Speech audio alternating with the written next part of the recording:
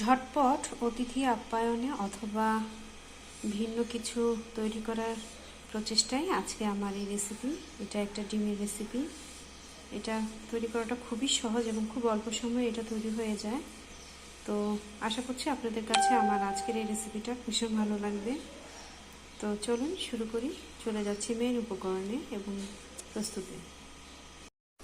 বিসমিল্লাহির রহমানির রহিম। আসসালামু আলাইকুম সবাইকে। কেমন আছেন সবাই? আশা করছি ভালো আছেন। সস্তা উপকরণের রান্নাবান্না চ্যানেল থেকে নতুন আরও একটি রেসিপি নিয়ে হাজির হয়ে গেলাম আপনাদের মাঝে। আজকে তৈরি করব ডিমের একটা ভিন্ন রকমের কারি। তো চলুন দেখিয়ে দিচ্ছি কি কি লাগছে। এখানে আমি নিয়ে নিয়েছি পেঁয়াজ 4টা এবং 2টা টমেটো। আমি 4টা পেঁয়াজ এবং 2টা টমেটোকে ব্লেন্ড বা পেস্ট করে নেব। আর বাকি ইনগ্রিডিয়েন্টসগুলো আমি রান্নার সময় দেখিয়ে দিচ্ছি। তো আমি এখন 2টা ডিম এখানে ফাটিয়ে নিয়েছি। সরি। এখানে নিয়ে নিচ্ছি 1 টেবিল চামচ পরিমাণ আদা রসুন বাটা,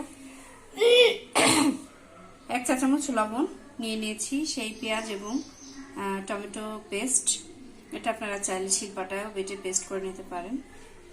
নিয়ে নিয়েছি 4টা শুকনো মরিচ, 1 চা চামচ জিরা, 3টা কাঁচামরিচ, 2টা এলাচ এবং দারচিনি 2টা স্টিক, আর নিয়ে দিচ্ছি 2টা তেজপাতা এবং সচরাচর সব কিছুতেই আমরা যেটা খাই হলুদ, মরিচ, লবণ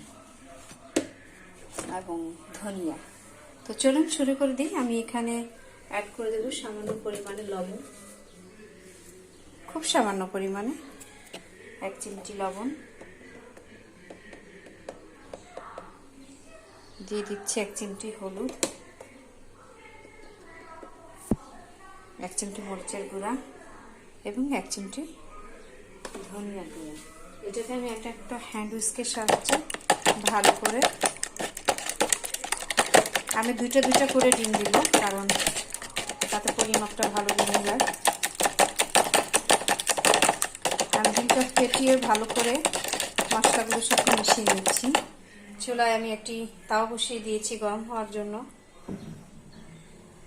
আমি তেল দিয়ে দিচ্ছি চুলায়। ডিমটা ভাজার জন্য যতটুকু তেলের প্রয়োজন ঠিক ততটুকু তেলই আমি এখানে দিয়ে দিলাম, 1 টেবিল চামচ।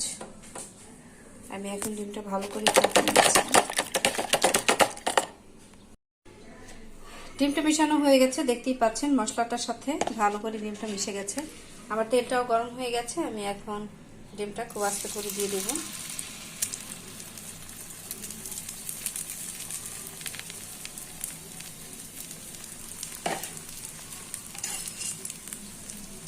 ডিমটা আমি চারপাশে ছড়িয়ে দিচ্ছি যতটুকু সম্ভব।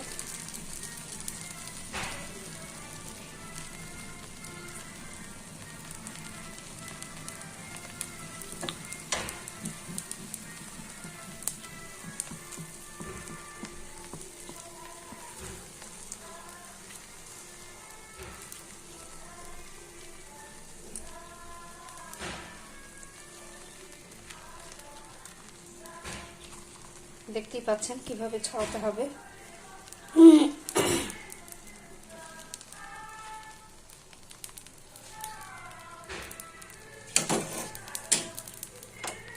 সব সময় একইভাবে না রান্না করলে, মাঝে মধ্যে একটু ভিন্নভাবে রান্না করলে রান্নার টেস্ট এবং খাওয়ার রুচিটা চেঞ্জ হয়।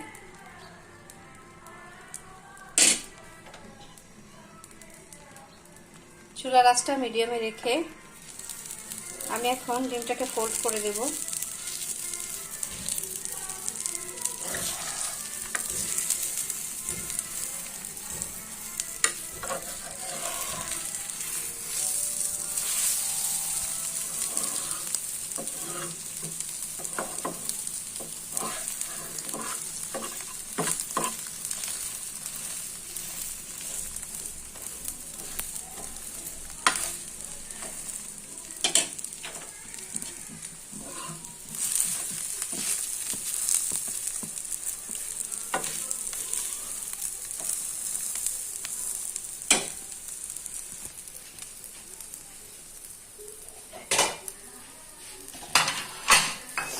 আমার একটা ডিম ভাজা হয়ে গেছে, আমি এটাকে এখন নামিয়ে একটা প্লেটে রেখে দিচ্ছি।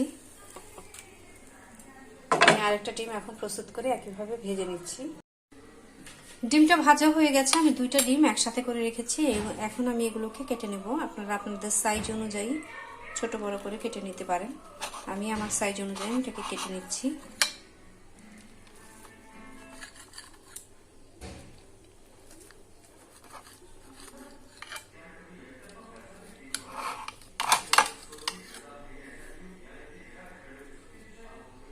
মোট 10 পিস করে ফেললাম 4টা ডিম দিয়ে। তো নেক্সট প্রসেসে চলে যাচ্ছি। আমি চুলায় একটি কড়াই বসিয়ে দিয়েছি। এখানে আমি দিয়ে দিচ্ছি তেল। এখানে আপনি অ্যাড করবেন 3 টেবিল চামচ তেল।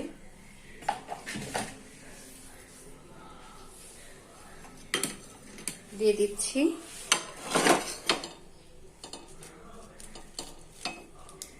শুকনো মরিচ,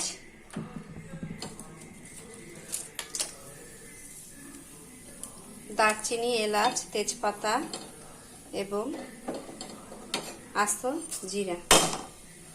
আস্ত জিরাটা আমি বলে দিয়েছি, 1 চা চামচ নিয়েছি। আপনারা না খেতে চাইলে স্কিপ করবেন, আমার কাছে ফ্লেভার ভালো লাগে তাই আমি অ্যাড করে দিই। হালকা একটু ভেজে আমি দিয়ে দিব আমার পেস্ট করে রাখা টমেটো পেঁয়াজ বাটাটা।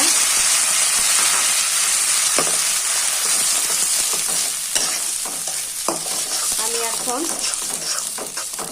এটাকে একটু ভালো করে কষিয়ে নেব। একই সাথে চাইলে আপনারা লবণ এবং আদা রসুন বাটাটাও দিয়ে দিতে পারেন, আমি দিয়ে দিলাম। তাহলে একই সাথে কষানোটা হয়ে যাবে, কাঁচা ভাতটা দূর হয়ে যাবে। আমি এখন ভালো করে এটাকে কষিয়ে নেব।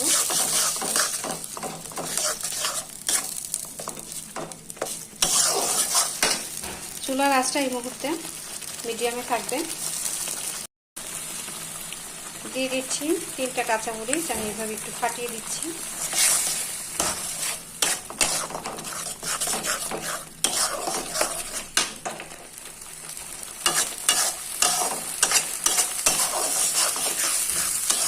এইভাবে একবার হলেও ডিম রান্না করে খাবেন, আশা করছি আপনাদের কাছে ভীষণ ভালো লাগবে।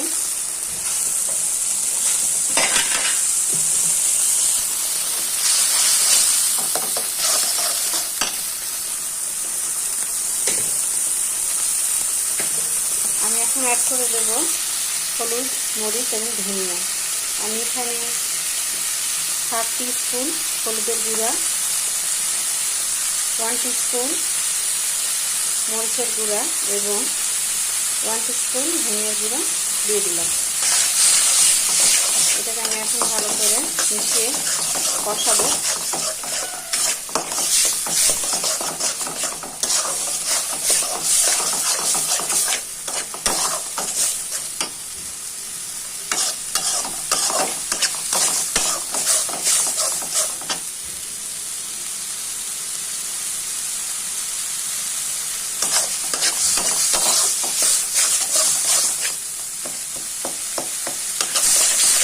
আমার রান্নাবান্নাগুলো যদি আপনাদের কাছে ভালো লেগে থাকে অবশ্যই একটা লাইক দিবেন, শেয়ার করবেন বন্ধুদের সাথে এবং কমেন্ট করে জানাবেন আপনাদের মতামত। আর এখনো যারা আমার চ্যানেলটিকে সাবস্ক্রাইব করেননি please subscribe to my channel এবং পাশে থাকা বেল আইকনটি অন করে দেবেন যাতে আমার রান্নাগুলো আপনাদের কাছে পৌঁছে যায়, নতুন নতুন রান্নাগুলো। আমি এখন একটু পানি অ্যাড করে দিলাম।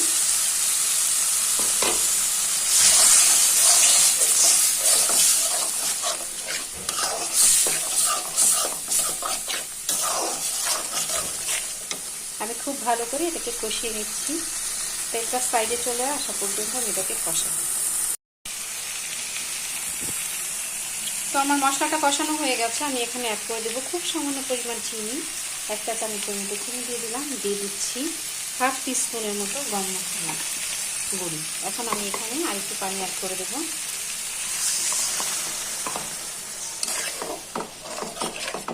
চিনিটা চাইলে আপনারা স্কিপ করতে পারেন, কিন্তু চিনিটা দিলে টেস্ট অনেক ভালো আসে।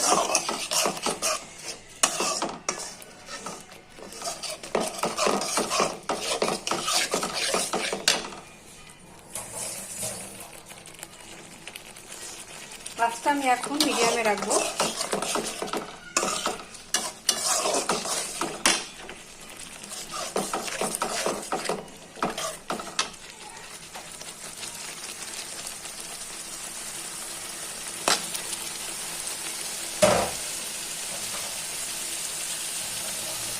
আর একটু সামান্য পানি অ্যাড করে দিচ্ছি। আমি এখন ডিমগুলো দিয়ে দেবো।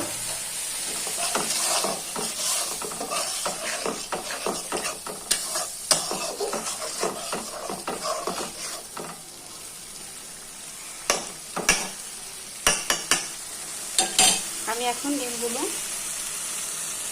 এভাবে ছড়িয়ে ছড়িয়ে মশলার উপর দিয়ে ভালো করে মশলাটার সাথে মিশিয়ে দেওয়ার চেষ্টা করব।